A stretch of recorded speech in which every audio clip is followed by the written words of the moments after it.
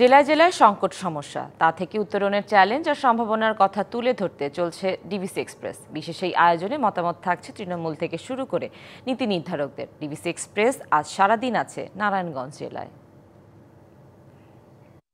জানানোর চেষ্টা করবেন, তুলে ধরার চেষ্টা করবেন। আপনাদেরকে ধন্যবাদ জানাচ্ছি ডিবিসি এক্সপ্রেসে থাকার জন্য। সেক্ষেত্রে একটু শুরুতেই আপনার কাছ থেকে জানতে চাই যে কি ধরনের এই ডাকাত কবলিত এলাকা, চাঁদাবাজ সহ বিভিন্নভাবে ব্যবসায়িকভাবে থেকে হলো অর্থনৈতিকভাবে পিছিয়ে যাচ্ছে, সাধারণ মানুষ জনদুর্ভোগে আছে, সবকিছু মিলে আসলে কেমন আছেন আপনারা? আমরা আসলে খুব একটা ভালো নেই। আপনাদেরকে ধন্যবাদ জানাচ্ছি। ২৫০০ রাত্রে ডাকাতি, দিনে চাঁদাবাজি। ডাকাতদের আতঙ্কে রাত্রে মানুষ ঘুমাইতে পারে না। দিনে চাঁদাবাজদের কারণে মানুষ ব্যবসা বাণিজ্য করতে পারছেন না। সবচেয়ে বড় বাধা যেটা গত কয়েকদিন আগে ইতিমধ্যে স্বরাষ্ট্র অ্যাডভাইজার নিজেই বলছে এটা ডাকাত প্রবণ এলাকা। ওই দিন তালিকাভুক্ত ওয়ারেন্টভুক্ত আসামি পুলিশ ধরার পরে পুলিশ কেন ছেড়ে দিচ্ছে, আমি বর্তমান সরকার এবং প্রশাসনের কাছে আপনাদের মাধ্যমে আমি দাবি জানাচ্ছি এর একটা শক্ত অবস্থান নেওয়ার জন্য। দ্বিতীয়, পায়রা চত্বর ২৫০০, এইখানে যানজটের কারণে অনেক রুগীদের সমস্যা হচ্ছে। অ্যাম্বুলেন্স পর্যন্ত এইখানে থেমে যাচ্ছে দীর্ঘক্ষণ, এবং ২৫০০ বাজারে যানজটের কারণে মানুষের ভোগান্তি বাড়ছে। এখন চাঁদাবাজদের কারণে যে অবস্থা হচ্ছে, আমরা বারবার বিভিন্ন মাধ্যমে সোশ্যাল মিডিয়ায়, ইলেকট্রনিক মিডিয়ায়, প্রেস মিডিয়ায় আমরা কাজ করে যাচ্ছি, তারপরও কোনো প্রতিকার পাচ্ছি না। কেন প্রশাসন নীরব? আপনাদের মাধ্যমে এর জবাব চাই। হ্যাঁ বলেন। নিশ্চয়ই, অবশ্যই পরবর্তীতে আপনার কাছে আসছে। আবার ফিরে একটু জানতে চাই যে তিনি তো অনেক কথাই বললেন, আপনার কাছে কোনটা গুরুত্বপূর্ণ মনে হচ্ছে, যে চাঁদাবাজির কারণে ব্যবসায়ীরা কি আসলে পিছিয়ে যাচ্ছে কিনা, বা অর্থনৈতিকভাবে এই ২৫০০ উপজেলা পিছিয়ে যাচ্ছে? ডিবিসি এক্সপ্রেসকে আপনাদের ধন্যবাদ, আড়াইশাবাসীর পক্ষ থেকে অসংখ্য ধন্যবাদ জানাচ্ছি আপনাদের এই প্রায় প্রোগ্রামের জন্য। আসলে ২৫০০ একটা উন্নয়নমুখী এলাকা, কিন্তু চাঁদাবাজ এবং ডাকাতদের কারণে যেভাবে আমরা পিছিয়ে যাচ্ছি, বিশেষ করে যেমন আমাদের স্বরাষ্ট্র অ্যাডভাইজার যে বললেন যে ২৫০০ ডাকাত প্রবণ এলাকা, এটা আমাদের জন্য একটা বিশেষ লজ্জার বিষয়।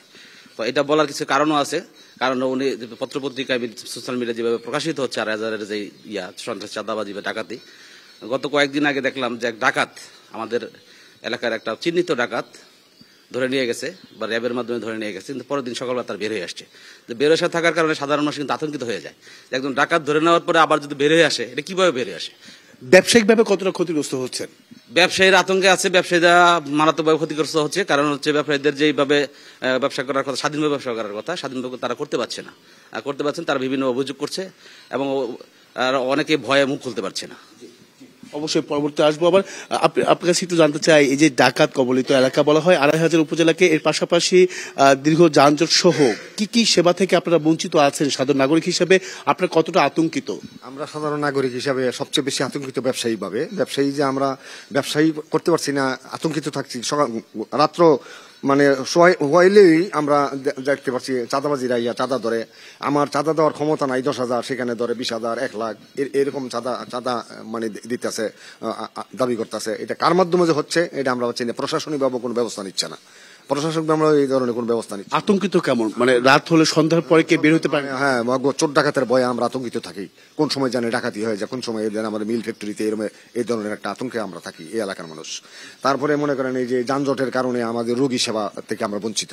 রোগী আমরা ঠিক মতো হাসপাতালে পৌঁছাতে পারতেছি না এই যানজটের কারণে। ধন্যবাদ। আমি শুরুতে বলছিলাম যে আপনার কাছে ফিরে আসবো। আর কি ধরনের সমস্যা রয়েছে এই জায়গাটিতে? মাদক, যুব সমাজ, তরুণ সমাজ ধ্বংসের পথে, আইন শৃঙ্খলার চরম অবনতি।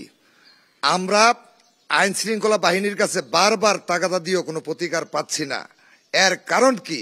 আমরা আপনাদের মাধ্যমে এর প্রকৃত জবাবটা, সঠিক জবাবটা তাদের কাছে চাচ্ছি। দ্রুত শক্ত হাতে অপরাধীদেরকে দমন করার জন্য আমি দাবি জানাচ্ছি বর্তমান সরকারের কাছে। অসংখ্য ধন্যবাদ। আমাদের সঙ্গে আপনারা এতক্ষণ যুক্ত ছিলেন। নিশ্চয়ই আপনাদের যে প্রত্যাশা, সেই প্রত্যাশা সংশ্লিষ্টরা পূরণ করবেন, এমনটাই আসলে আশা করছেন এখানকার বাসিন্দারা। পরবর্তী সংবাদ দুপুর ২টা থাকছে। ভিন্ন কোনো জায়গা থেকে নাগরিক যে সমস্যা বা সুবিধা থেকে বঞ্চিত, সেসব বিষয় তুলে ধরার চেষ্টা করব।